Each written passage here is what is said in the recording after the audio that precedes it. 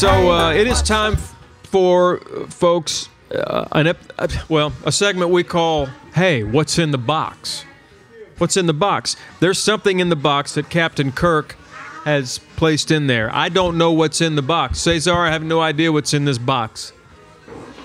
It is an item, more than likely, that is unique in design, in its scope, yea, in its essence. It is unique and probably unidentifiable, something I wouldn't recognize, and I don't know what it is. I ask him a series of questions and try and guess what it's for, what it's used for, something. I'm trying to get clues, trying to make points here. So we're going to begin by playing Hey, What's in the Box, beginning with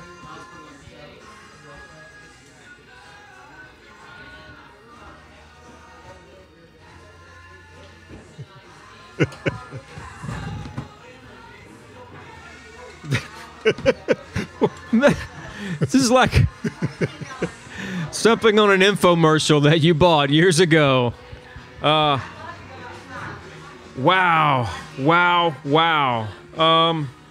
Okay.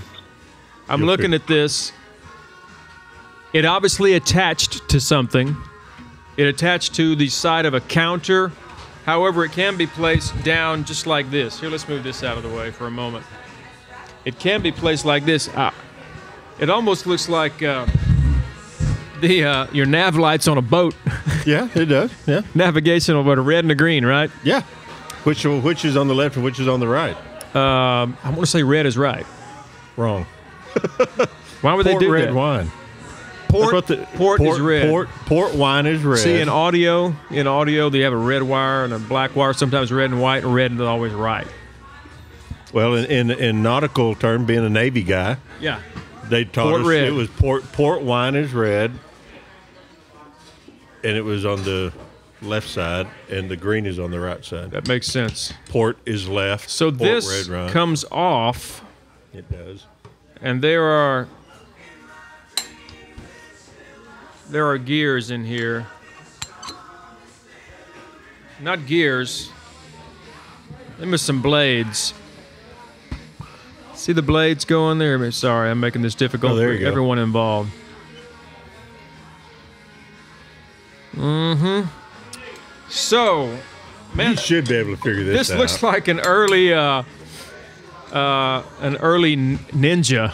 Ninja, yeah. It's a food processor. Close. For meats and things, you'd have to pack it in there, but it doesn't have.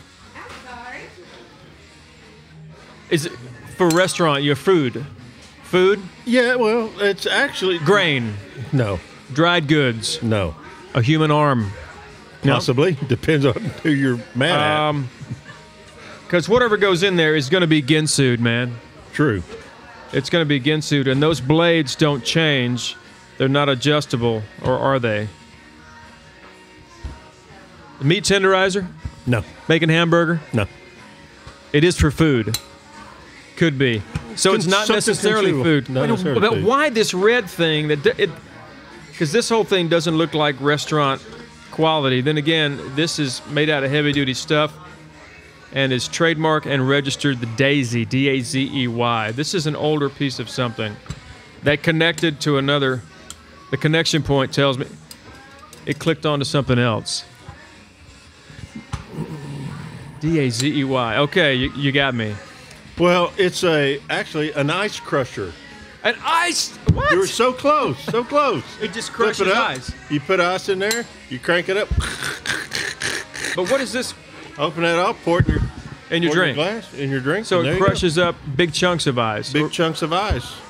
And the Dazey company, and it hangs on the wall here. This hangs on the wall. Mounts on the wall. But what is this one here? That I don't know. That had to be for something. It might have been something you could have. I don't know. Another attachment it went to.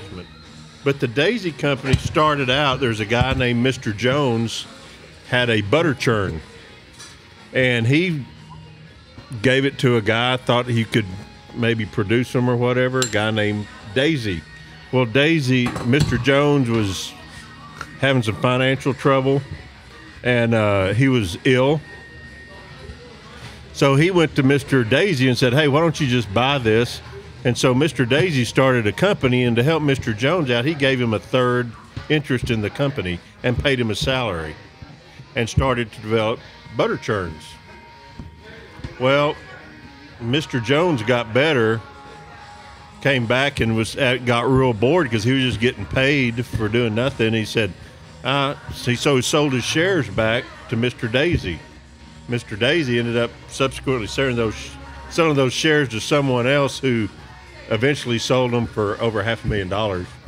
Back in the teens, the 20s, you know, right. But $500,000 was like a lot of money. Sure. But anyway, so he ended up creating. They built butter churns. Well, after then, you know, World War I and all the farmers and the Industrial Revolution, and they started moving off the farms. People didn't need butter churns, so they started adapting. His son took over. They started adapting and making things like the kitchen appliances. And there's some story going around about the guy. It's interesting you talked about infomercials. Yeah. The Rival, R-I-V-A-L, Ravel. Oh, sure. Yeah. Supposedly bought the company. The people that did made Seal a Mill and sure. And, they bought Dazey. Food Saver. That's one of the stories out there. But anyway, they were big competitors. But anyway, they made kitchen appliances, and this is a 50s. I was about to era. say this is 50s era, and the giveaway is number one. This handle, this little handle is made out of wood. Yeah, painted wood.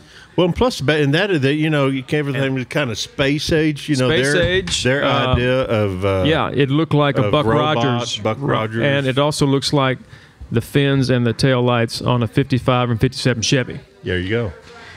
That was a dead giveaway too. But I was guessing. You threw me at first. You were good. It was good. I mean, you were close. Navigational beacon. Your experience in the food service industry. Well, we already had crushed ice coming out of a big machine from the Manitowoc. But this, I think, was company. like a home. You know what you'd have in a home. Because they started the Daisies. I think they started with a hanging a can opener on the wall right. that hung up on the wall. So they were kitchen appliances for the consumer, not the. So that's in the upside down position. So it actually goes like this. If the other little fin were there, it might actually balance. It would. But it would hang on the wall, and you would crush your ice for your drinks. It looks really cool. Where'd you get this? At a gun show. Who'd have thunk it? What? Beaver Cleaver. He would have thunk it. So they're just other random vendors. I was at a gun show, and I was walking along, and this one table had all this old stuff who was making drinks for himself, going exactly. and I would walk by, and I saw that, and I like old retro. Yeah. Oh, who does old stuff? Awesome. And as soon as I saw that, I said, "I'm going to buy that for what's in the box."